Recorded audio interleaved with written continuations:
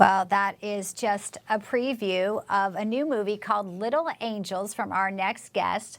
You know him very well. He wrote, produced, and directed it. It's going to be a hit, we know that. Dean Cain, he's made over 100 films. He's been in many TV shows. Of course, he's known as his role as Superman. Not a bad reason to have you on today, Dean. Congratulations on the film. We're going to get into it in just a moment, but great to see you. Great to see you, Bianca. Thank you for having me. There's a little bit of light. That film is a little bit of light in the middle of all this craziness going on. Well, you know, you led me right where I wanted to go. We do need that, and that's why it's so important that we have a counterbalance, because it is so dark. These anti-Semitism, the attacks, the one on Boulder, just the latest. And, you know, what we've seen on Harvard, and President Trump has been really trying to make them see the light. Clearly, they just want to fight every which way and sue him. You know, you went to Princeton. I don't know if all our viewers know that. So as someone who once was in an Ivy League at a certain time and now see sort of what's happening, what are your thoughts on these campuses that seem not just to be, you know, having free speech, but literally helping people who support Hamas and giving them a platform to sort of incentivize more hate? I think it's insane. I think it's absolutely insane. I'm embarrassed for Harvard. They have a clear agenda. It's ridiculous. Listen, I went to Princeton, so I don't like Harvard that much anyway. I respected the H for a while, but they've lost their mind. They're doing crazy things right now. And it's one of those situations where, and the way CNN portrays it, the way things go, like, it's crazy.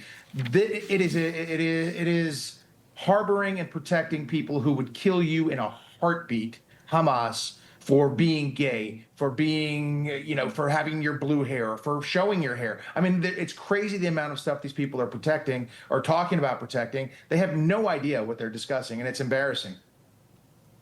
Yeah, and Dean, you're so you're on the record where some people shy away from this, and that's why I'm so happy that you're having so much success as someone who has left California and sort of this Hollywood system. But you know, there's these comments that are misinformation, and it really is an alternate reality for a lot of people in entertainment. This is Bono saying 300,000 people died because of Doge closing USAID. This is him.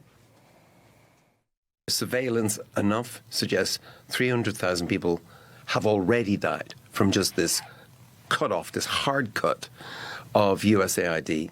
So there's food rotting in boats, in warehouses, because the people who know the codes or for the warehouse are fired. They're gone.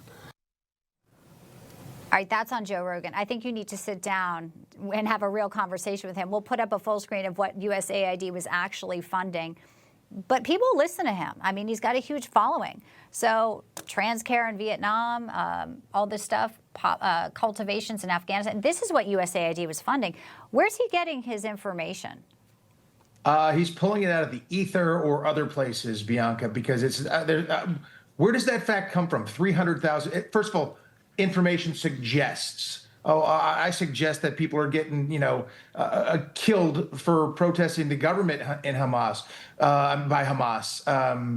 You know, you go ahead and do that here in the United States, fine. You do that in Gaza, and Hamas will kill you. If you try to get to the aid trucks, they'll kill you because they're distributing it. I mean, it's so obvious what's happening, and it's embarrassing to anybody who knows anything about the area or you can use their eyes to hear stuff like that. The USAID stuff, that Bono's thing, I mean, he literally pulled it out of nowhere. I don't know where he gets that from.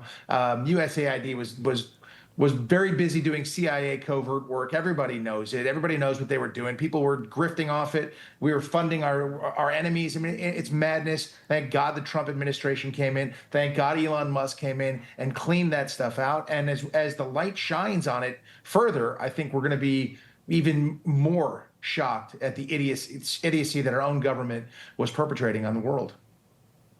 Got to call it out, and Americans have woken up. All right, now, last but definitely not least, let's play another clip from Little Angels here. Yes.